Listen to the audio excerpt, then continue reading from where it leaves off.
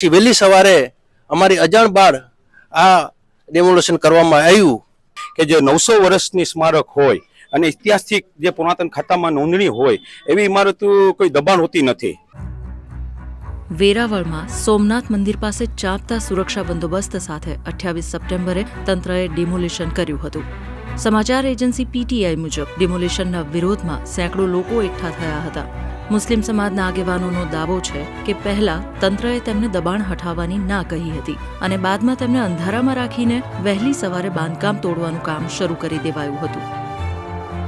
અને 27 તારીખે એ લોકોએ સાંજના 7 વાગે સર્વે કરવા માટે આવ્યા અને એ દરમિયાન બધા લોકોની વચ્ચે આવી વાત થઈ કે ભાઈ આ ડેમોલેશન કરવામાં આવશે એટલે પબ્લિક ભેગી થઈ ગઈ અને જ્યાં હાજીપીરના જે ગ્રાઉન્ડ છે ત્યાં 5 થી 7 હજાર લોકોની પબ્લિક થઈ। એ દરમિયાન કલેક્ટર સાહેબ સાથે અમારે ચર્ચા થઈ કે ભાઈ આ બધું શું છે સાહેબ, આ બધું કરવામાં આવે છે, અત્યારે જેસીબી બોલાવી લેવામાં આવે તો સરકારી તંત્ર બધું સક્રિય થઈ ગયો છે। એટલે એ દરમિયાન અમારા જે કલેક્ટર સાહેબ સાથે મનોહરસિંહ જાડેજા સાહેબ સાથે એની સાથે ચર્ચા થયેલી અને ચર્ચા દરમિયાન એવો ખુલાસો કરવામાં આવ્યો કે અત્યારે કંઈ ડેમોલેશન કરવાની વાત નથી અને સાથે સાથે જે કંઈ એટલો રસ્તો નીકળશે એ આપણે કાઢવા માટેનો પ્રયત્ન કરીશું। અત્યારે અમારે કોઈ ડેમોલેશન કરવાનું આવતું નથી એનું માન રાખી અને લોકોને અમે વિખરાવી દીધા, વિનંતી કરી અને બધા લોકો વયા ગયા। પછી વહેલી સવારે અમારી અજાણ બાળ આ ડેમોલેશન કરવામાં આવ્યું। અન્ય મુસ્લિમ આગેવાનોનો દાવો છે કે જ્યાં બાંધકામ તોડાયું છે તે ઐતિહાસિક સ્થળો હતા। આ અંગે કાયદાકીય લડત ચાલી રહી છે, છતાં બાંધકામ તોડી નાખવામાં આવ્યું। એવા 27 તારીખે અમે ત્યાં કોર્ટ આપણે અહીંના મેજિસ્ટર કલેક્ટર સાહેબની કોર્ટ હાજર થયા। ત્યાં અમે બધા એ લોકોને ડોક્યુમેન્ટ આપ્યા કે ભાઈ અમારી ઓલરેડી હાઈકોર્ટમાં કેસ પેન્ડિંગ છે અને ટ્રિબ્યુનલમાં બી આપને નોટિસ મોકલવામાં આવેલ છે, આપણે નોટિસ સ્વીકારીને આપનો પ્રતિનિધિ બી કોઈ આવ્યો નહીં।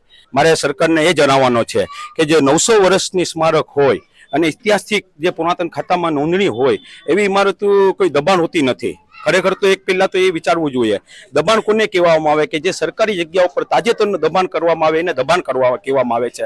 ખરેખર આ દબાણ હતું નહીં, આ ઇતિહાસનું એક સૂફી સંત ત્યાં આવીને ઇતિહાસમાં 900 વર્ષ પહેલાની આ જૂની કબરું છે તો એ દબાણ નથી, મજાર શરીફ હતી ને આનાથી કોઈ ભાઈબંધ સમાજ બી ખુશી નથી, તે પણ નારાજ છે કેમ કે હિન્દુ મુસ્લિમની આસ્થાનો એક ભાગ હતો।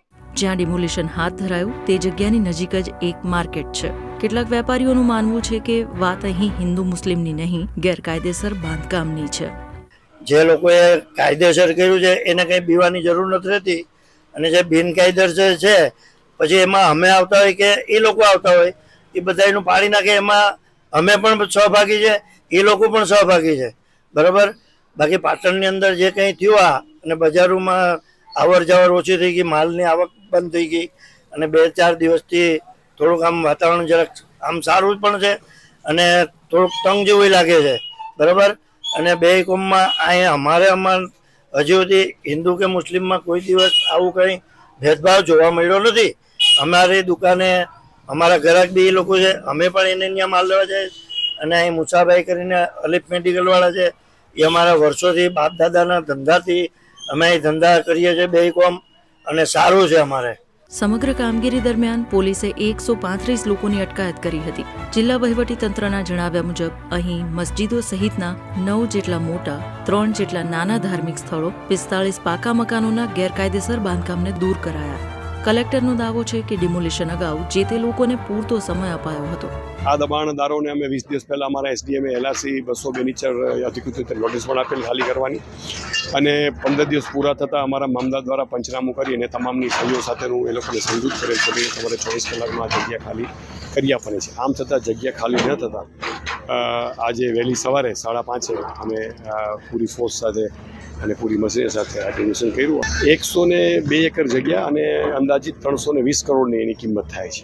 અગાઉ ના કહ્યા પછી વહેલી સવારે દબાણ તોડવાનું શરૂ કરાયું હોવાના મુસ્લિમ આગેવાનોના દાવાઓ બાબતે પ્રશાસનનું શું કહેવું છે તે જાણવા બીબીસીના સહયોગી પત્રકાર બિપિન ટંકારિયાએ એસપી મનોહરસિંહ જાડેજાનો સંપર્ક કરવાનો પ્રયત્ન કર્યો પણ તેમની પ્રતિક્રિયા જાણી નહોતી શકાઈ। બીબીસીએ અન્ય પોલીસ અધિકારીઓનો સંપર્ક પણ કર્યો હતો પણ તેમણે પણ આ અંગે કંઈ પણ કહેવાનો ઇનકાર કરી દીધો હતો।